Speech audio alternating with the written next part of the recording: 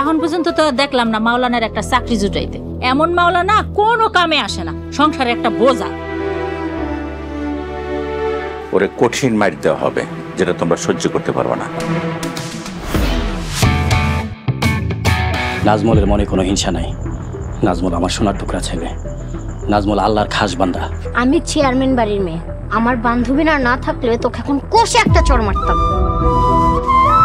তো টাকা আম্মা আসতে কোন আব্বা শুনিয়া ফেলা। হুজুর, এটা দোয়ার খাতিরে রাখে। না না, কি করতেছেন? এই টাকা আমি নিতে পারবো না। হ্যাঁ বেকল, তোরে যে আমি এত লেখাপড়া করাইলাম, কি ফায়দা হইল ক? তুই তো এখনো পর্যন্ত একটা ইমামের চাকরিও জুটাইতে পারলি না।